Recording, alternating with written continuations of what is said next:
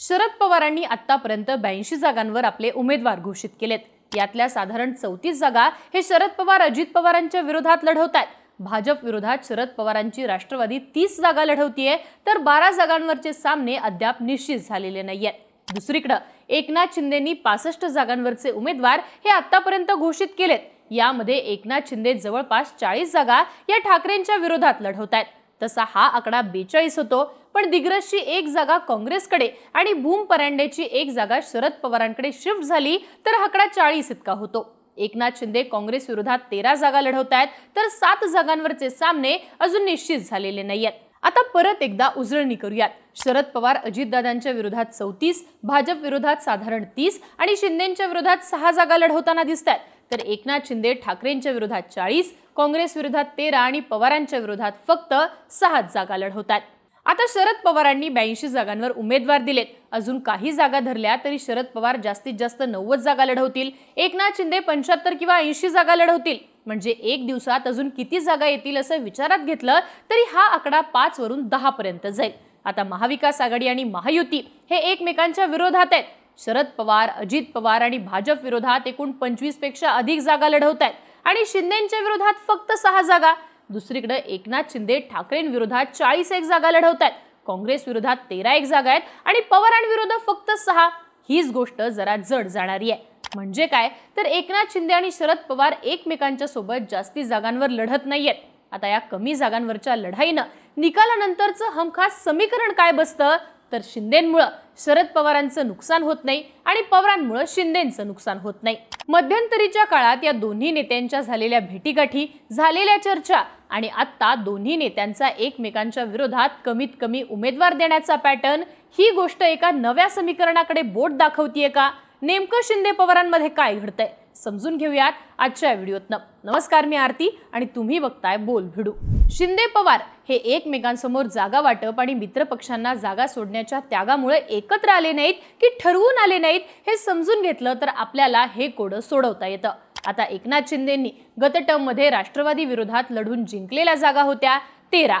या 13 जागांपैकी 9 जागांवर उद्धव ठाकरेंनी उमेदवार उभा केलेले आहेत, तर एका जागेवर अजूनही महाविकास आघाडीने उमेदवार दिलेला नाहीये, तर फक्त 2च जागा या शरद पवारांनी आपल्याकडे घेतल्यात। आता या 2 जागा कोणत्या, तर एरंडोलची जागा आणि दुसरी जागा आहे ती कोरेगावची। त्यानंतरच्या जागा वाटपात शरद पवारांनी भूम परांडेची जागा घेतलीये।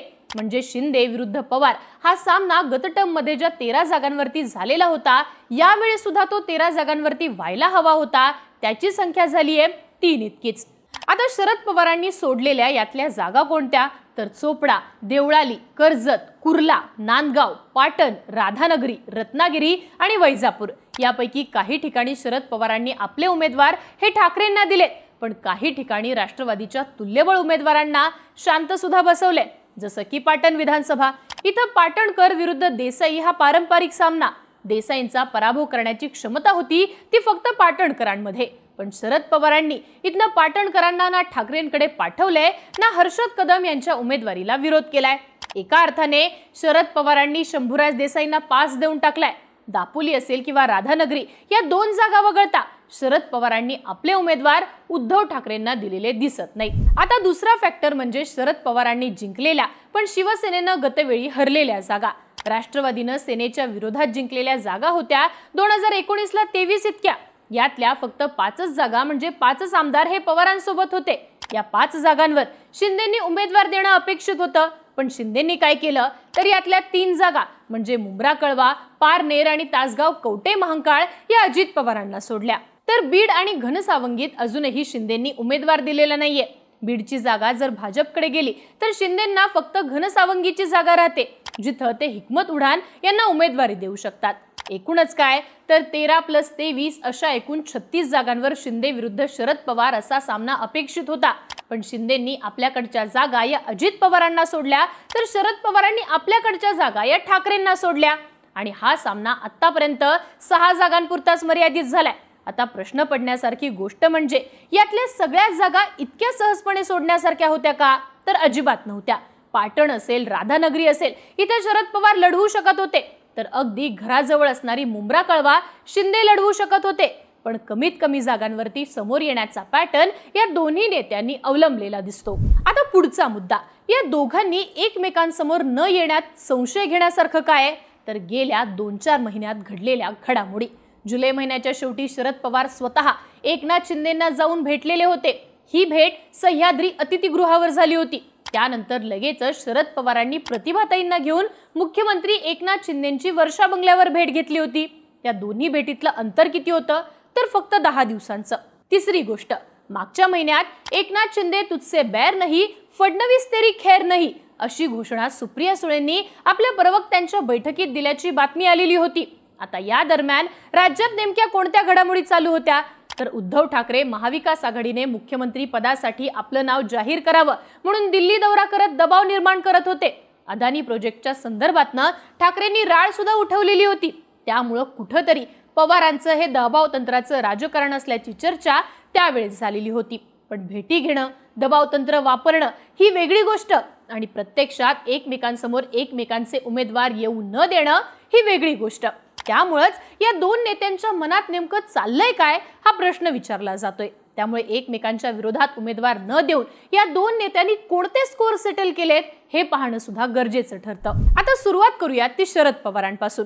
पवारांनी सेटल केलेली पहिली गोष्ट धनशक्तीला बगल देणं. एकनाथ शिंदे हे साम दाम दंड भेद वापरून इलेक्शन लढतात. भाजपचे नेते सुद्धा जी गोष्ट महाशक्ती सुद्धा करू शकत नाही ती गोष्ट उमेदवार निवडून आणण्यासाठी एकनाथ शिंदे करतात हे मान्य करतात. अशा वेळी शरद पवारांना शिंदेंसमोरचा सामना हा तुलनेत अवघड ठरू शकतो. यापेक्षा अजित पवारांच्या सोबत लढताना राष्ट्रवादीचा पारंपरिक मतांसोबत अजित पवार नको असणाऱ्या भाजप आणि शिवसैनिकांची मतं सुद्धा शरद पवारांना आपल्याकडे खेचून घेता येतात. विशेष म्हणजे शिंदेसोबत असणारे शिवसैनिक सुद्धा अजित पवार आणि शरद पवार या लढाईत शिंदे साहेबांना अजित पवारांच्या रूपात मुख्यमंत्री पदासाठी स्पर्धक नकोय म्हणून शरद पवार यांच्या सोबत राहताना दिसतात. आता हीच गोष्ट शरद पवारांच्या पथ्यावर पडताना दिसते. पवारांनी सेटल केलेली दुसरी गोष्ट म्हणजे उद्धव ठाकरे आणि काँग्रेसला टप्प्यात ठेवणं. आपल्या समोर तिसरा पर्याय असेल अशीच युती किंवा आघाडी करणं शरद पवारांच्या राजकारणाचं वैशिष्ट्य राहिलेलं आहे. आजवर खिडकीची एक फट ही भाजपसाठी उघडी ठेवून शरद पवारांनी काँग्रेसला आपल्या टप्प्यात ठेवलंय. पण याचाच आधार घेऊन अजित पवारांनी शरद पवारांच्या राजकारणाबाबतीतली संदिग्धता निर्माण केली आणि ती वाढवली सुद्धा. अशा वेळी भाजपसोबत कधीही शरद पवार जाऊ शकतात ही शक्यता पवारांच्या राजकारणाला डॅमेज करू शकते. पण त्याच वेळी आपल्याकडे पवारांनी तिसरा पर्याय ठेवलेला आहे आणि हीच खेळी शरद पवार कायम ठेवतात. पर्यायानं उद्धव ठाकरेंना कायम टप्प्यात ठेवण्यासाठी पवारांनी शिंदेसाठी खिडकी उघडी ठेवली आहे हे गरजेचं ठरतं. मुद्दा फक्त एकच, चर्चा करणं वेगळं आणि जागाच न लढणं वेगळं. कदाचित या राजकारणात ठाकरे आणि अजित पवार डाऊन होत असतील तर नवी शक्यता शरद पवार हे कायम ठेवत असावेत. आता बोलूयात एकनाथ शिंदेंना या राजकारणातनं काय मिळतंय याबद्दल. तर शिंदेंनी सेटल केलेली पहिली गोष्ट म्हणजे केंद्रातलं मूल्य वाढवणं. संवाद ठेवणं हे राजकारणात गरजेचं असतं. त्यातही पवारांसोबत संवाद ठेवणं दिल्लीसाठी जास्त गरजेचं असतं. फडणवीस नेमके इथंच फसत गेले. राजकीय शत्रुत्वातनं पवार आणि फडणवीस हा संवाद खुंटला किंवा पवारांपेक्षा फडणवीस हे अजित पवारांच्या जवळचे झाले. अजित पवार आणि फडणवीस यांच्यासोबत शरद पवारांचा संवाद हा तुटलेला असताना एकनाथ शिंदे हे शरद पवारांसमोर एकमेव पर्याय राहतात आणि शिंदे सुद्धा त्याचा फायदा घेताना दिसतात. शरद पवारांसोबत न तुटलेला संवाद हा भविष्यातली स्वतंत्रपणे वाढणाऱ्या शिवसेनेसाठी आवश्यक ठरतो. अशा वेळी भाजपशिवाय आपल्याला अन्य पर्याय उपलब्धच नाहीयेत हे सुद्धा एकनाथ शिंदे दिल्लीला दाखवून देतात. एकाच वेळी अजित पवार आणि शरद पवारांमध्ये सामना होऊ देणं आणि दुसऱ्याच वेळी शरद पवारांसोबत किमान संवाद ठेवून दिल्लीसाठी उपयोगिता मूल्य कायम ठेवणं हे एकनाथ शिंदेसाठी फायद्याचं ठरतं. थेट पवारांसोबत लढाई टाळून एकनाथ शिंदे दुसरी गोष्ट सेटल करतात ती म्हणजे पवारांच्या राष्ट्रवादीचा सॉफ्ट कॉर्नर मिळवतात. जिथं ठाकरे विरुद्ध शिंदे अशी लढत आहे अशा अनेक जागांवर राष्ट्रवादीची चांगली ताकद आहे. यातला बराच मोठा गट हा पवारांसोबत आहे जो ठाकरेंच्या उमेदवारांकडे खेचला जाऊ शकतो. अशा वेळी पारंपरिक शिवसैनिकांच्या मतांमधली दुही प्लस भाजपचे पारंपरिक मतदार या दोन फॅक्टरवर एकनाथ शिंदेंना अवलंबून राहावं लागतं. पण इथंच जर का दुसऱ्या नंबरवर असलेल्या राष्ट्रवादीच्या पवार गटाचा सॉफ्ट कॉर्नर राहिला तर शिंदे सुद्धा बेरीज करताना दिसतात. उदाहरणार्थ अगदी पाटणचंच उदाहरण घेऊयात. इथं उद्धव ठाकरेंनी हट्टी भूमिका घेतली आणि पवारांना जागा सोडली नाही. म्हणून राष्ट्रवादीची पवारांसोबतची पारंपरिक मतं ही शिंदेंकडे सुद्धा खेचून घेता येतात। किमान एकनाथ शिंदे विरुद्ध शरद पवार हे वितुष्ट नसल्याचा फायदा इथं एकनाथ शिंदेचे उमेदवार हे घेताना दिसू शकतात। बाकी काय शिस्त आहे म्हणाल तर निकाल लागतोय 23 नोव्हेंबरला आणि पहिलं अधिवेशन कायद्यानं 26 नोव्हेंबरच्या आत भरवायला हवंय। म्हणजे 72 तासात नेता निवडून मुख्यमंत्री पदाची शपथ होऊन विधानसभेचं सेशन व्हायला हवं आणि ते झालंच नाही तर 26 नोव्हेंबरच्या रात्रीपासून राज्यामध्ये राष्ट्रपती राजवट लागू होईल आणि मग त्यानंतर जे काही शिजलं असेल ते आपल्याला दिसायला लागेल। तुम्हाला काय वाटतं? एकनाथ शिंदे आणि शरद पवारांनी एकमेकांविरुद्धच्या लढाई होणं नेमकं काय टाळलंय? भविष्यात हे दोन्ही नेते एकत्रित येऊ शकतात का? याबद्दलची तुमची मतं आम्हाला कमेंट बॉक्समध्ये लिहून नक्की कळवा आणि यासारख्या माहितीपूर्ण व्हिडिओसाठी बोलबिडूला सबस्क्राईब करा।